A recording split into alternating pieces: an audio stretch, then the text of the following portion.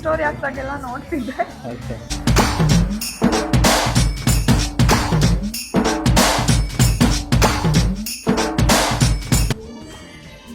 ಓಕೆನಾ?